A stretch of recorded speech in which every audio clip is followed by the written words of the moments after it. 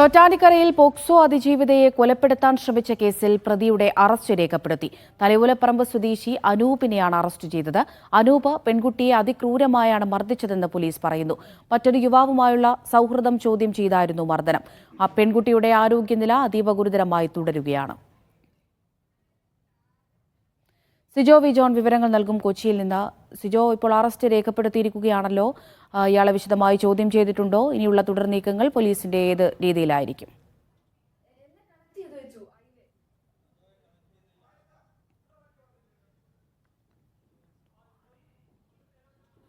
ചോറ്റാനിക്കരയിൽ POCSO അതിജീവിതയെ കൊലപ്പെടുത്താൻ ശ്രമിച്ച കേസിൽ പ്രതിയുടെ അറസ്റ്റ് രേഖപ്പെടുത്തിയിരിക്കുകയാണ്. തലയോലപ്പറമ്പ് സ്വദേശി അനൂപിനെയാണ് അറസ്റ്റ് ചെയ്തത്. അനൂപ് പെൺകുട്ടിയെ അതിക്രൂരമായി മർദ്ദിച്ചിരുന്നു എന്നാണ് പോലീസ് പറയുന്നത്. മറ്റൊരു യുവാവുമായുള്ള സൗഹൃദം ചോദ്യം ചെയ്തായിരുന്നു മർദ്ദനം. പെൺകുട്ടിയുടെ ആരോഗ്യനില അതീവ ഗുരുതരമായി തന്നെ തുടരുകയാണ്.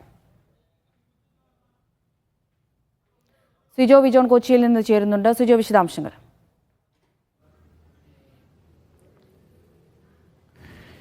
ഇന്നലെ രാത്രി 10:15 ചോറ്റാനിക്കരയിലുള്ള ഈ പെൺകുട്ടിയുടെ വീട്ടിലേക്ക് അനൂപ് എത്തുന്നത്. അതിനുശേഷം ഇവർ തമ്മിൽ വാക്കുതർക്കമുണ്ടായി. ഈ പെൺകുട്ടിക്ക് മറ്റൊരു സുഹൃത്തുമായിട്ടുള്ള ഒരടുപ്പം സംബന്ധിച്ച് സംസാരമാണ് ഇത്തരത്തിലുള്ള ഒരു തർക്കത്തിലേക്ക് പോവുകയും ചെയ്തിരുന്നത്. അതിനുശേഷമാണ് ഈ പെൺകുട്ടിയെ ക്രൂരമായി മർദ്ദിക്കുന്ന ഒരു സാഹചര്യം ഉണ്ടായിരുന്നത്.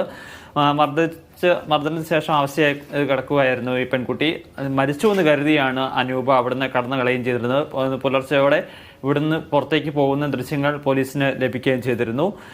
ഇതാണ് ഇങ്ങനെയാണ് ഒരു സംഭവം നടന്നിരിക്കുന്നതെന്നുള്ള കാര്യമാണ് ഇപ്പോൾ പോലീസ് വ്യക്തമാക്കുകയും ചെയ്തിരിക്കുന്നത്. ഇതിന്റെ അടിസ്ഥാനത്തിലാണ് അനൂപിനെതിരെ പോലീസ് ബലാത്സംഗ കുറ്റവും അതോടൊപ്പം തന്നെ വധശ്രമ കുറ്റവും ചുമത്തിയിരിക്കുന്നത്. ഇയാളെ മണിക്കൂറുകളോളം ചോദ്യം ചെയ്യുകയും ചെയ്തിരുന്നു. അതിനുശേഷം കോടതിയിൽ ഹാജരാക്കിയിട്ടുണ്ട്.